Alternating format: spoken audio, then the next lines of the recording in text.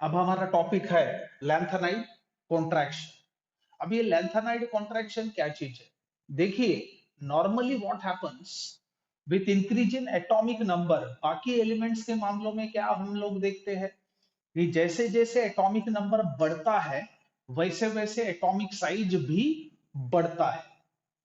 लेकिन यहाँ पे कुछ उल्टा कार्यक्रम है, यानी लैंथेनाइड एलिमेंट्स में ये देखा गया है कि जैसे जैसे एटॉमिक नंबर बढ़ेगा वैसे वैसे एटॉमिक साइज जो है वो घटेगा।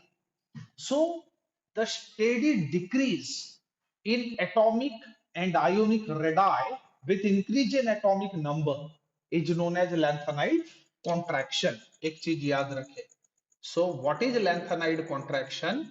Steady decrease in atomic and ionic radii with increase with increase in atomic number with increase in atomic number is known as lanthanide. इसको आप लोग क्या कहेंगे? Lanthanide contraction. यानी कि जैसे जैसे एटॉमिक नंबर बढ़ते जाएगा लैंथेनाइड सीरीज के अंदर वैसे वैसे हम लोग देख सकते हैं कि एटॉमिक और आयोनिक रेडाई डिक्रीज होते जाएंगे। अब हमें देखना है कि ऐसा क्यों हो रहा है। So let's discuss the cause of lanthanide contraction. The cause of lanthanide contraction। इसका मतलब होता है कि क्यों लैंथेनाइड कॉन्ट्रैक्शन जो है वो हो रहा है।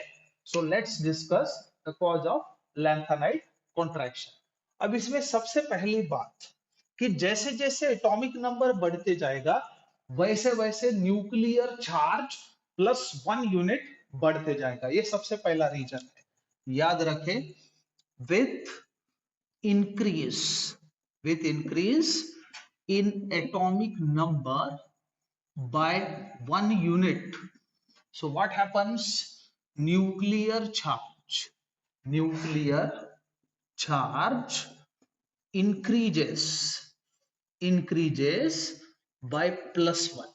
यानी जैसे जैसे आप आगे बढ़ोगे वैसे वैसे क्या होगा कि एटॉमिक नंबर 1 से बढ़ते जाएगा। जैसे सेरियम है, सेरियम का एटॉमिक नंबर मान के चलिए 58 है, तो उसके बाद वाला जो एलिमेंट होगा उसका 59 होगा, उसके बाद 60, उसके बाद 61, ये सिलसिला चलते जाएगा। लेकिन जैसे जैसे आप आगे बढ़ोगे वैसे वैसे न्यूक्लियस के ऊपर का जो चार्ज है वो +1 से बढ़ेगा।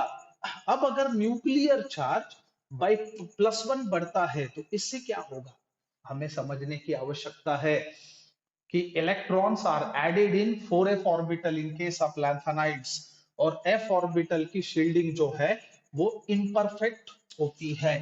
सो याद रखें, शील्डिंग या स्क्रीनिंग इफेक्ट जिसे हम बोलेंगे, shielding of 4f orbitals orbitals is imperfect. यानी शील्डिंग या स्क्रीनिंग जो है वो इम्परफेक्ट होगा। इम्परफेक्ट स्क्रीनिंग के वजह से क्या चीज आगे चल के हम देख सकते हैं। तीसरी बात आपको यह भी समझना होगा, 4f जो शेल है, सब शेल्स वो डिफ्यूज्ड शेप के होते हैं। याद रखें, 4f orbitals have diffused shapes. ये चीज आपको समझने की आवश्यकता है। 4f orbitals have diffused shapes. अब आपको यह समझना होगा, वैलेंस शेल इस वजह से क्या होगा, न्यूक्लियस के तरफ अट्रैक्ट किया जाएगा। So valence shell is strongly pulled by the nucleus of an atom। अब अगर वैलेंस शेल न्यूक्लियस के तरफ खींचा चला जाएगा तो इससे क्या होने वाला है, एटॉमिक साइज डिक्रीज होते जाएगा। ये चीज आपको याद रखना है। So this lead to decrease. This lead to decrease in atomic and ionic radii. अब आपको प्रैक्टिकली ये समझ सकते हो कि नेट जो डिक्रीज देखा गया है एटॉमिक साइज के अंदर, that is found to be 10 picometer. So ये चीज आपको याद रखना होगा.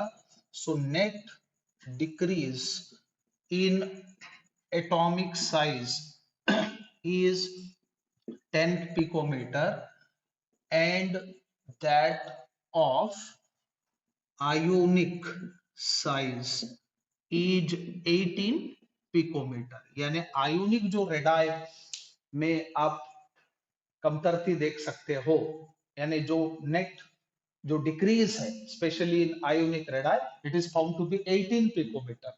और एटॉमिक रेडाई के अंदर जो डिक्रीज आप देखोगे that is found to be 10 picometer. So हम लोग बोल सकेंगे जैसे जैसे एटॉमिक नंबर बढ़ेगा वैसे वैसे atomic and ionic radii goes on decreasing. इसका सीधा मतलब ये होता है कि लैंथेनम का साइज सबसे बड़ा होगा एटॉमिक साइज, और लैंथेनम कैटायन का साइज भी बड़ा होगा और लास्ट एलिमेंट जो है ल्यूटेटियम उसका एटॉमिक और आयोनिक रेडाई सबसे छोटा होगा. So it was all about lanthanide contraction.